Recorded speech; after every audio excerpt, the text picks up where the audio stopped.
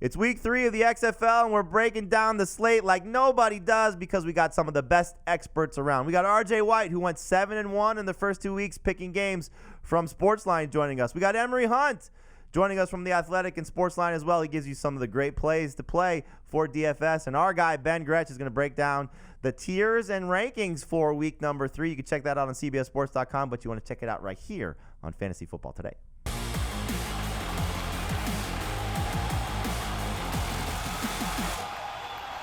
It's week 3 of the XFL, and we're here to break it down for you like nobody does because we're the best in the business at covering the XFL. I'm Jamie Eisenberg. That is SportsLine's own RJ White, and joining us, as he always does, from the lovely state of Washington, it's Ben Gretch, our resident XFL expert. We'll be joined soon, I'll say that word correctly, like Ben in an earlier podcast. I'm having trouble talking now. We'll be joined shortly by Emory Hunt, who is our guest XFL extraordinaire. He will walk us through some DFS lineups and give you some under-the-radar picks, as he typically does. Emory joins us from The Athletic as well as SportsLine, but we're going to take a different look at the XFL this week. We're also going to give you a little bit of a gambling perspective. RJ is 7-1 on SportsLine at picking the XFL through the first 2 weeks. What is the secret to your success? Is identifying early on who the good coaches were, who the good schemes were, talent levels, that kind of thing. You know, the Mark Trestman Vipers seemed to be very overhyped when they had the highest win total in the league. So I was going against them. They were road favorites twice in a row. That didn't make any sense in a league where we didn't know what was going on. You know, we didn't know the strengths of these teams. So it was just finding little angles like that. I really believed in June Jones and the P.J. Walker in that offense, and then playing against the quarterback injuries for the teams that were expected to be good. Are you enjoying the XFL action so far? Yeah, it was fun. It was a good start right away, and you think that the level is going to be about what it was for AAF when it started out, and then you're pleasantly surprised when there's some interesting tweaks to the game, the kickoffs, the extra points, and then it just becomes a little bit more fun to watch, especially when they're scoring points early on. I'm going to make Ben and Emory argue later on in the show because Ben continues to just take in all of this XFL content and do wonderful things with it. He has now tiers and rankings on CBSSports.com, so I'm going to see if they can argue a little bit about who some of the better plays are for this week. But definitely check out Ben Gretch's coverage of the XFL, the rankings and tiers. I found myself getting lost in it and just trying to digest all of the different players and how you tiered them a little bit. I was a little bit disappointed that my quarterback Josh Johnson wasn't as high, but I know that the injury concern for him, he's also dealing with a thigh injury going into week 3, probably factors into that. But Ben, you having fun with the ranking of the XFL guys? Yeah, I mean, I think RJ alluded to it as well. Like, we didn't really know a lot going in, so I figured after 2 weeks we've seen at least something of a sample that we could try to rank these guys, their opportunity shares, their roles, and do a little bit better than anything we were doing in the preseason. So, yeah, it's fun. It's a lot of unknowns. The coverage isn't great, and you gotta read between the lines a little bit. So let's look at the week 3 slate. We got the Houston Roughnecks, 6-point favorites on the road at Tampa Bay. Dallas, 4.5-point favorites on the road at Seattle. The New York Guardians are 7.5-point underdogs at St. Louis, and the DC Defenders are 7-point road favorites at the Los Angeles Wildcats. RJ, what is your best bet for the weekend? Again, RJ 7-1 picking games so far through the first 2 weeks. Yeah, out of those, I like the Battlehawks best at 7.5. Guardians looked awful last week on the road. They're on the road again. They have the worst yards per play in the league at 3.95 yards per play. Bottom 2 in completion percentage, yards per pass attempt, yards per rush attempt. Defense isn't playing well either. 5.72 yards per play is second worst in the league. I track these team stats, just trying to take all the data that XFL does put in their box scores, and then put it into a spreadsheet so I can look at all this stuff. And that's what I found is, New York looks like the worst team in the league right now. Battlehawks started the year with back-to-back road games against 2 of the league's best teams and looked good in both those games. Defense played pretty well against that great Houston offense.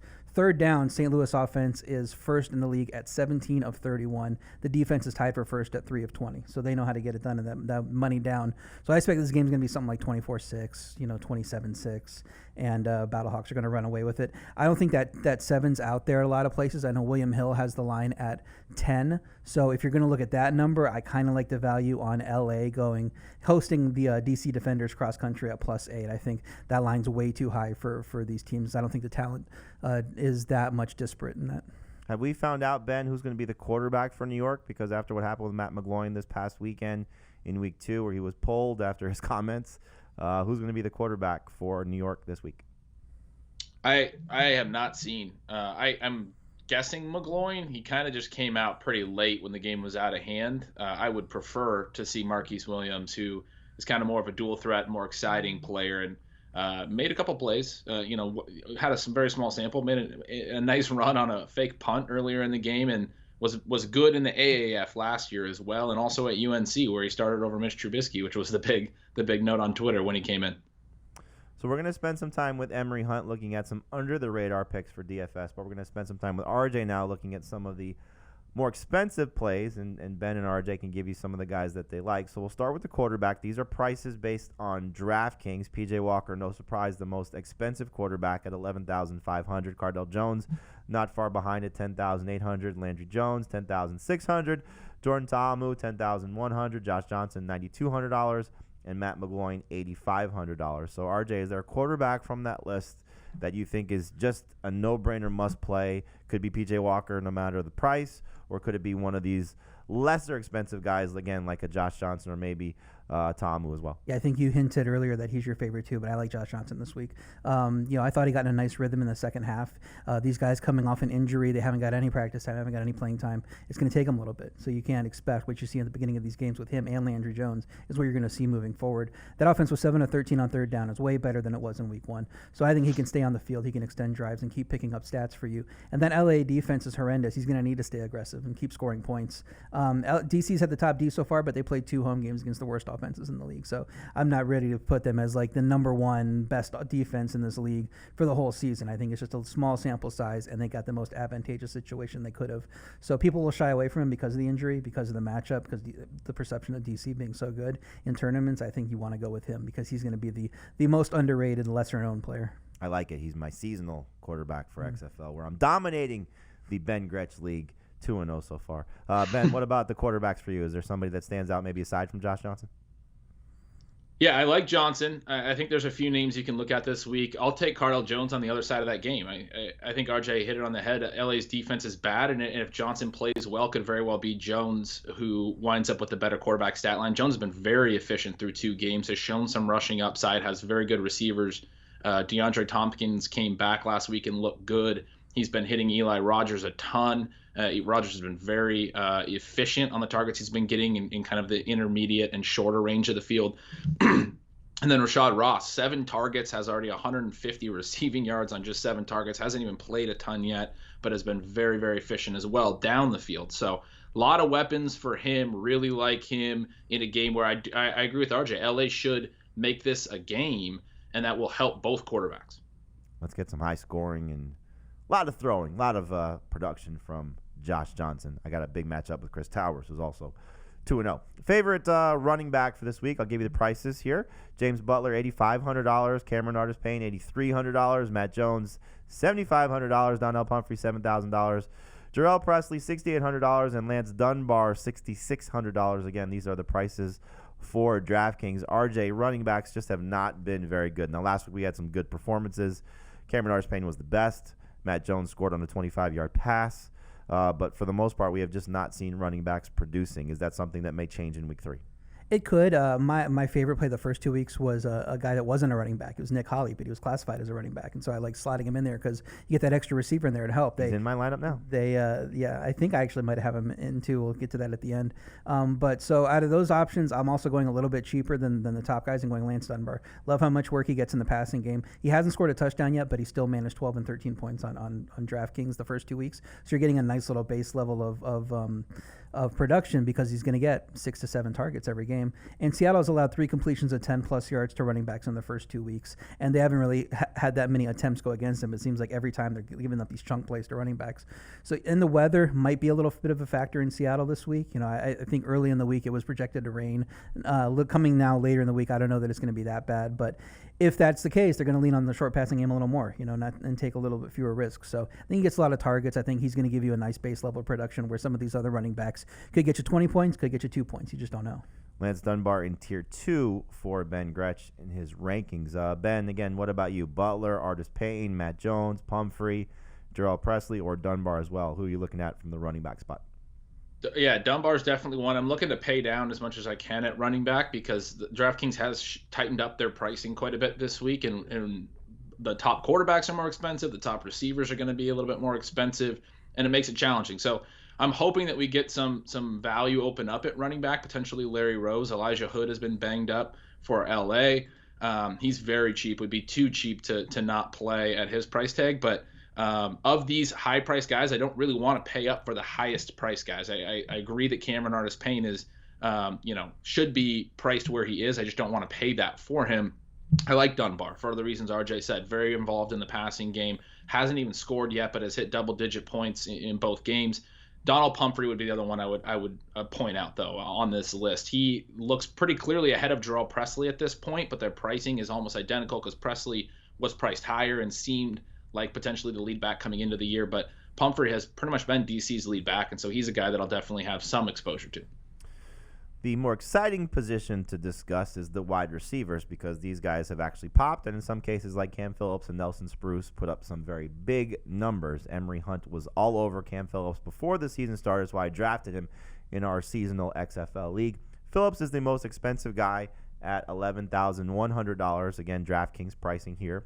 Nelson Spruce, $10,900. Am I going to say this name right? DeMornay Pearson L. Is that correct? $10,100. Yep. Eli Rogers, $9,700. Rashad Ross, $9,400. And Khalil Lewis, $9,100. Ben, I'll give you the first word here on these guys. You mentioned Rashad Ross and how he's been coming on. Is he somebody that you're going to look to play this week, or are you going to go maybe with one of the two stars so far in Phillips or Spruce? Yeah, I'll have some Ross for sure, especially when I play Cardell Jones. But Ross is a little bit of a thinner play. He's not playing the full snap share yet, and it didn't really improve that much in week 2. He wasn't even out there almost at all in the first quarter, then started playing more and was very productive again. I'm not sure why he's not playing more. He's been phenomenal anytime he's been targeted. But the top two guys, Phillips and Spruce, I think you kind of have to choose one or the other. It's hard to fit them both. If you want to be contrarian, you don't play either, but they're both so clearly ahead of the field right now in terms of their production and their roles. I like Spruce just a touch more. I think he's been very good. I really like what Josh Johnson brought to that offense last week, as RJ talked about a little bit earlier. He hit Spruce down the field for a touchdown, but also was hitting Spruce in the short area of the field. Spruce is a really talented receiver, kept coming back to the ball when Johnson was breaking the pocket early in the game and just picking up those cheap catches. He's a guy that I expect to be very consistent week in and week out.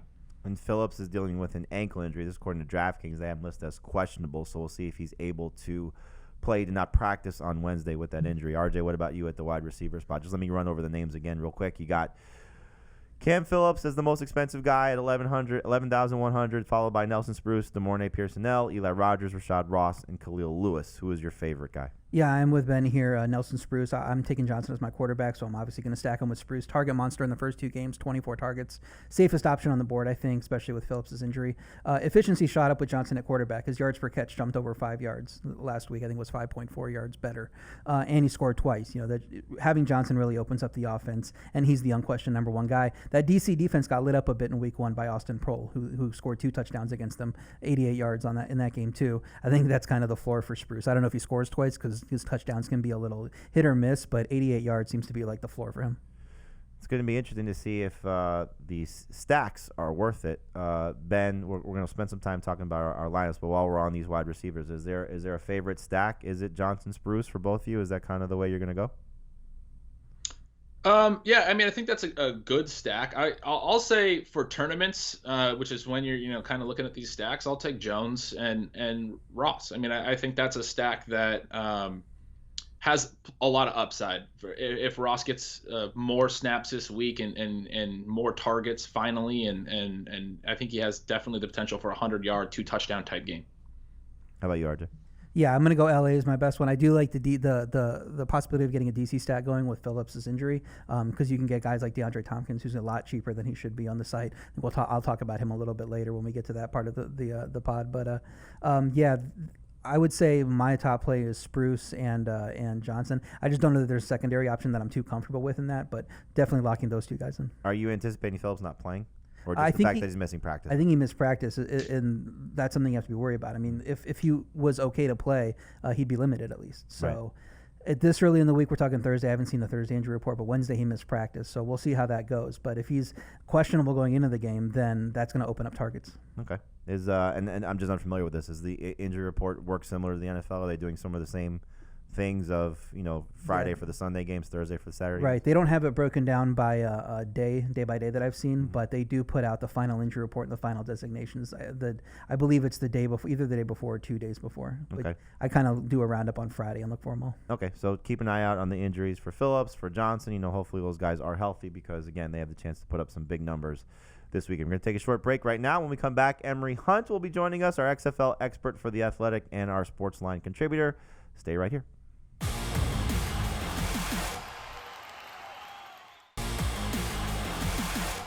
Welcome back to Fantasy Football Today. We're now pleased to be joined by Emory Hunt, our XFL expert from The Athletic and SportsLine. You can follow him on Twitter at FBallGamePlan. That's FBallGameplan. Emory, thank you for joining us once on FFT.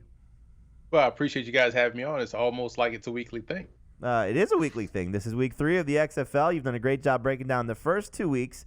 So what we've been talking about so far as you're joining us here is looking at some of the more expensive players, the top-tier guys for the week 3 slate based on DraftKings prices. But I want to just reiterate the games, and maybe you could tell us a play that you like, because we're joined here by RJ White as well. RJ 7-1 on SportsLine and picking games for the first 2 weeks. You got the Roughnecks at Tampa Bay. Roughnecks are 6-point favorites. Renegades at Seattle. Dallas is 4.5-point favorites on the road. The Guardians are at St. Louis, and the Battlehawks are 7.5-point favorites at home. You got the DC Defenders 7-point favorites on the road at Los Angeles. Is there a game that you like that maybe you could see one team, I don't know, covering the spread? I don't know how much you dive into gambling or not, but is there a team that you like that you think could have a big performance this week? The easy money is Houston taking on Tampa Bay, because we don't know what quarterback situation will shake itself out down there in Tampa Bay, whether it's going to be Quentin Flowers, who it should be, or will they go status quo with Cornelius or even Aaron Murray? If they start any one of the latter two, they're going to get it blown out. So if they go with Quentin Flowers, this game's going to be close. But I think they're going to go with the latter two, either one of the latter two. So expect them to get blown out by Houston. RJ, you like that line of thinking there? I do. It just depends on the quarterback. When I put my picks up, I kind of lean to Tampa Bay just because I think the line's inflated. But it does come down to what quarterback is playing, because I think the offense actually played pretty well for Tampa in week 1. They just didn't reflect on the score, but I believe they averaged 5.55 yards per play, second or third in the league, and they were just petering out in the red zone and Trestman making bad play calls. So the points will come if they're going to do that every week. They're going to be a high-scoring offense. So it just depends who's running the show. So, Emory, I said this when we started talking about our XFL coverage for the podcast before you joined us, that I want to hear you and Ben go back and forth this week, because you've been our XFL expert. Ben has been right there, but Ben is now doing his tiers and rankings of the XFL. He's going full-blown into the XFL just like you have been. So I'm going to ask you both this, and RJ, you can chime in as well. But, Emory, give me one skill position player who impressed you in week 2. And it doesn't have to be one of the top-tier guys, maybe somebody that's a little bit under the radar. But is there somebody that stood out to you in that second week that you think is starting to come on after the first 2 games? I would say Jordan Tiamo, the quarterback of St. Louis. I think he's playing an efficient game. Quiet as kept. They are the DC Defenders with the better running game. So St. Louis does a great job in controlling the clock. They control the tempo. They control the pace. They play great defense. Tiamo is playing excellent, efficient football. I know he had the 2 turnovers. One was essentially not his fault because they should have thrown a flag. And the first one, honestly, his arm got hit as he threw. So he's been playing great, better than what we saw from him at Ole Miss, considering he had 3 NFL options at receiver and tight end that he was throwing to, and they didn't win 10 games a year. So seeing him do well in the XFL and what he did last week and how he's keeping his offense and his team on pace, I think he's playing phenomenal football. And Tiamo is $10,100 on DraftKings for their DFS slate for this week. So we'll see how he does going into this matchup for week 3 against the Guardians. Ben, is there an under-the-radar player that you like that impressed you in week 2? Yeah, I'll go Donald Parham, the tight end for the Renegades. He might end up being their number 1 receiver. I mean, they used him down the field in a way that they haven't used Jeff Badette down the field yet. Badette's a big speedster, but they're using him underneath a lot. He has not seen a lot of air yards, a lot of downfield targets. They haven't been using Flynn Nagel down the field. He's more of like a slot guy. The guy that they are using down the field is this big athletic tight end. They're getting him split out and they're running him down the field. Could have had probably 2 touchdowns, just got missed on one and then caught the second one, and he did score. And he's still pretty undervalued on DraftKings and in DFS. He's a guy that will be a big part of my lineup if he's healthy. Yes, he's dealing with a foot injury, $5,300 on DraftKings. It's funny because in week 1, Landry Jones did not play, but he was their tied for the lead in targets. He had 6 targets, 4 catches for 40 yards. He was actually available in our season-long XFL league that we're doing. I picked him up off of waivers, and I was thrilled with the production, like you alluded to. 11 targets, 5 catches, 76 yards, and scored a touchdown. RJ, is there a guy for you that's a little bit under the radar that impressed you in week 2? Yeah, I like DeAndre Tompkins. He's 5,700 on DraftKings. It's way too cheap for him. He missed week 1, but he was listed as a starter going into that game before he had to miss the game. And then when he came back, he led the league's best offense in targets last week. He went 6 catches, 92 yards, and a touchdown. That solidifies the role for me. I think he's a quote-unquote starter moving forward. He's going to get a high target share, but he's not being priced that way, and I don't think people have picked up on it yet because of his absence in week 1. In my DraftKings lineup as well. Emory, so the running games have not been exactly successful. We finally saw some decent performances last week. Cameron Artis-Payne had a strong game in week 2. Matt Jones scored a touchdown. We're seeing maybe a little bit better running back production. But is there an under-the-radar running back that you're looking at in week 3 that could step up? The guys have already talked about Lance Dunbar and maybe what his role could be in the passing game. But is there somebody that you're looking at that you could say week 3 is the week for this particular rusher? I would say Larry Rose III at Los Angeles because if you're Elijah Hood, you can't keep putting the football on the ground. That's the worst thing you can do as a running back is fumble the football, and not only just fumble it, but fumble it inside the red zone. He's done that twice, essentially cost him the game against Dallas, in my opinion. So I think you're going to see more opportunities for Larry Rose. He has tremendous speed. He can catch the football out of the backfield. They can flex him out as a slot guy, but you put that football in his belly, and he has that electric elusiveness to make guys miss, and also that home run hitting speed that we talked about. I think you're going to see him more integrated in the offense this week. Larry Rose, his first 2 games, only 3 carries each of those games, but 1 catch as well. So if the fumbling continues for Hood, maybe we do see Rose bloom a little bit there with the bad pun. RJ, is there an under-the-radar running back that you like this week going into week 3? Yeah, I like Tampa's Jack Patrick, 4,400. He showed lead back chops last week, but Tampa runs so much that the touches are going to be there whether he's the number 1 or the number 2 back. They had 30 carries the first week. They had 32 carries the second week. And on those carries, they're pretty efficient. The 4.69 yards per attempt is second in the league as far as rushes go. So they run a lot, and they have the run blocking to pick up yards in that. And then, Murray missed practice start the week, so I think they'll keep leaning on the running game no matter who's under quarterback in this matchup. Ben, give me an under-the-radar running back for week 3 that you like. Well, those are the 2. Rose, I mentioned in the last segment, I'm totally on that. And Hood missed practice this week, so Rose could end up being the lead back this week. And Patrick, top 5 in rush yards in the XFL right now as their number 2 back. Davion Smith, their number 1, is also there, but they split work more in week 2 than they did in week 1. I'll give you one more name. I think Christian Michael now might be a little bit under the radar. His price has dropped a ton, and he's very clearly behind Matt Jones, but he's playing enough and playing some in the red zone that he could end up having a decent game as kind of a contrarian pivot off of Matt Jones. I mentioned this guy last week. I'm going to mention him again, Trey Williams for Seattle. 11 carries for 45 yards. His receptions went down. He had 4 catches in week 1, only 1 catch last week.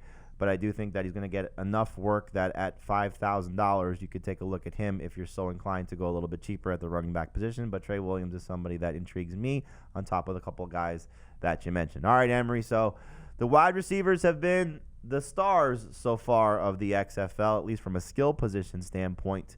Who's an under-the-radar wide receiver for week 3 that you like? Well, I don't have a wide receiver. I have a tight end based off what we saw last week and based off what we saw in week 1. And who should get the targets. And when they're having success, they get this guy to football, then they forget he exists the rest of the game. That's Jake Powell of the New York Guardians. He is outstanding. Probably their best receiver, not named Mikael McKay, on that football team that they just don't get the football to. They start early in getting him the football. And I think if they're going to continue with Matt McGlowan, they have to get him into a groove early, which means Jake Powell, their best option right now, that can get open quickly, is one that you should definitely keep an eye on and one you should play this week. I'm pretty sure going to try to make Matt McGlowan happy by getting him into a groove early and throwing that football to their big tight end out of Monmouth. What do you make of that whole situation with McGlowan and what he said at halftime and how that sort of impacted the rest of the game for him? I mean, it's funny when he said we have to, take away the entire game plan, tear up the entire game plan because it's not working. Like, bro, you're the reason why it's not working. Like, you're the problem. So I think Marquise Williams actually fits their offense better. So we'll see if they'll make that move. But I mean, you appreciate the honesty. You just wish he would have had that discussion in the locker room without a live mic on his shoulder pads. Yeah, wait a couple minutes and things would have been better. For Powell, week 1 against Tampa Bay, 4 catches on 6 targets for 28 yards. They went away from him, like you said, last week, only 1 catch on 1 target for 5 yards. But $3,500 on DraftKings, always the type of play that you look at that could help you win a tournament. RJ, is there a guy for you under the radar wide receiver or tight end that you could look at in week 3? Yeah, I mentioned Tompkins earlier. He'd be the first one, but then also looking at Nick Holley. I think the targets could be up with Cam Phillips hurt. He's only 4,400 on DraftKings, and they've shown that they're going to get him the ball a little bit creatively, too. I think he had an 11-yard rush this last game. So you're going to get more than just the regular targets that you would in an offense. And, he's right there underneath him. He's making some plays for them. So I do think his value is more than what his price tag is on DraftKings right now. All right, Ben, give me a guy for you that you're looking at in week 3 that could be a little under the radar. I'll go Reese Horn. They went to Tampa Bay went to a lot more 3 wide receiver sets, which got him on the field more in week 2 than in week 1. He actually led the receivers in routes in week 2 after being pretty clearly 3rd in week 1 behind Dan Williams and Jalen Tolliver. A big trend that we've seen through 2 weeks is the teams playing against Houston have put up a pretty solid passing numbers. Nelson Spruce had the big week 1 for LA, even as Josh Johnson wasn't quarterbacking last week. St. Louis was how you won tournaments. Jordan Ta'amu and DeMornay Pearsonell and LaDainian Washington. That double stack was huge, and it's it makes sense. Houston puts up big numbers, and then teams have to throw against them. I think Horn is kind of the nuts this week as the cheap wide receiver option that is going up against that really explosive Houston offense, and then Tampa Bay will have to throw to catch up. And Horn in week 2, 5 catches for 51 yards on 8 targets. After in week 1, he had 3 catches for 42 yards on 5 targets. For Nick Holley, which was RJ's guy, you get him at $4,400.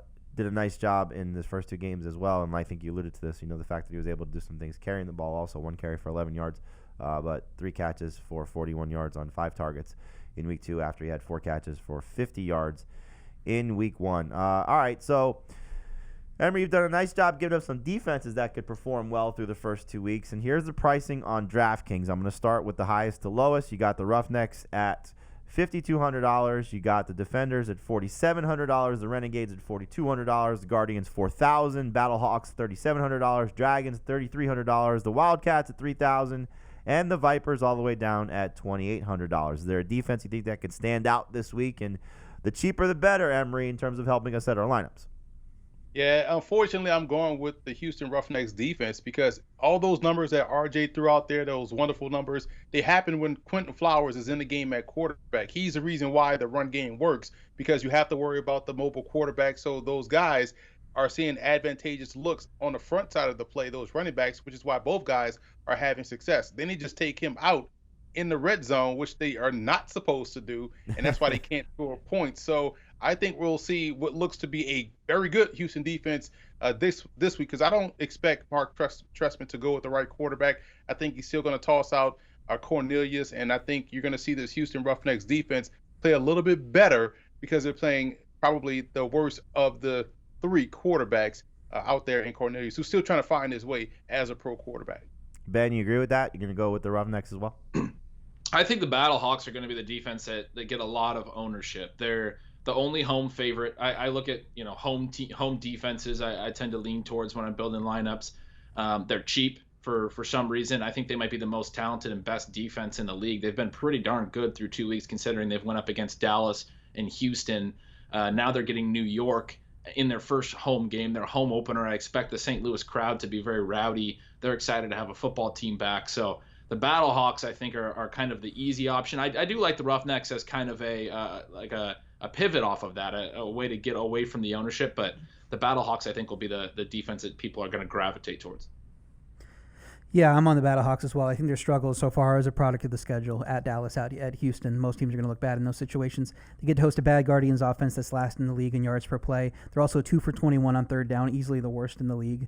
And then part of the reason that St. Louis's defense hasn't quote-unquote played as well as they could have is because they faced the least amount of rushing attempts. Teams are throwing on them because you're up against Houston and Dallas. So once teams running on them a little bit more, I think the defensive number is going to come in play. And I don't trust McGloin to be out there, carving up that defense. So it's going to be the easy play, like Ben said, but it's going to be my play. I just think I got to go that way with their price tag. As Emory said, part of the reason why the offense struggled is because of McGloin. So playing against McGloin, probably a smart move. All right, so Emory, we're going to give you our DFS lineups on DraftKings. You're going to get a chance to critique all of them and tell us if we're doing the right thing or maybe doing the wrong thing. So RJ, you kick us off. What's your DraftKings lineup for Week 3 of the XFL? All right, quarterback Josh Johnson, 9,200. LA against DC. Running back, I'm going Lance Dunbar, trying to get that passing game look. Receivers will be Nelson Spruce and Khalil Lewis. I'm also getting Nick Holley from the Houston because Cam Phillips in with the ankle issue. If he doesn't get as many looks, that's going to open up targets there. DeAndre Hopkins for DC looked good in his first game after missing the first game, and then the Battlehawks defense. Okay. What do you think, RJ? Emory, excuse me. I like the Holley pick. He's a good guy that can get the football in the backfield. He's a running back that can also get out there and catch. So look for him on that screen game. So I think he's going to have like a lot of success this week. There you go, RJ, your guy. Emory agrees. We always like when Emory agrees. I have Holley in my lineup as well, so I'm excited about that. All right, Ben, what do you got for your lineup here for Week 3? Well, my lineup is full of guys that we've talked about, some of guys that you guys have named, but I did a DC LA kind of game stack. So I went Cardell Jones, Rashad Ross, and DeAndre Tompkins from DC. I brought Larry Rose and Nelson Spruce back from LA. So this lineup would be pretty dependent on that DC LA game being the highest scoring game of the weekend. And then I added Donald Parham. I think pretty much every lineup needs to have somebody from Dallas. They throw so much. Somebody's going to catch 5, 6, 7 balls, even though they do spread it around a little bit. And then I have the Battlehawks defense. Emory, what do you think about that? I really like the Spruce selection because I watched DC's defense and, they're turning the ball over and they're really locking down his receivers, but over the middle of the field and some of the plays that they're making, you're sitting back saying, man, that was a lucky play. Yeah, you made the play, but a better team, better receiver, better quarterback makes that throw, receiver makes that catch, running backs make that guy miss. So I like Spruce. I think he's going to have a big day against that defense. They're getting by right now, and I think they meet up with a better offense this week in Los Angeles. Not much difference in my lineup as well. I have Jones, Ross, and Tompkins as well going with that DC stack. I got Trey Williams at the running back position, Spruce at one flex, Holley at the other flex, and the Battlehawks defense. So I like to take in what you guys have said. You guys are very knowledgeable in what you're talking about with the XFL, so I've built my lineup accordingly, and hopefully it is as successful, a little bit more successful than Ben, since we're a little bit too much in line there. But Emory, I'm going to give you the final word here on your thoughts on XFL for Week 3. Who are we going to be talking about coming out of this week as the next maybe breakout star? Wow, every week has been one guy. So I like the fact that the Battlehawks are and everyone in St. Louis has bought in. I like what I saw last week from Pearson L. He was great at Nebraska, had those unfortunate injuries throughout his career. So I think what we saw last week wasn't an aberration. It'll be more of what we're going to see down the line. So look for him to have a big day and also to be one of the bigger names of Week 3. You can follow Emory Hunt on Twitter at FBallGamePlan. He does great work for The Athletic, does fantastic work joining us here on Fantasy Football Today as well as on SportsLine. RJ White 7-1 through the first 2 weeks of picking games for the XFL. And please make sure to check out all of the XFL coverage that Ben Gretsch is providing on CBSSports.com. He has his tiers and rankings up on the site now, and you can check out all of his previews for Week 3 coming up, leading us into the weekend. Gentlemen, thank you so much for the great XFL breakdown for Week 3. Hopefully all of you listening are successful in winning some money in DFS. Thanks for listening. Want more of the Fantasy Football Today podcast and nonstop year-round fantasy advice? It's simple. Hit the subscribe button and hang with us all throughout the year.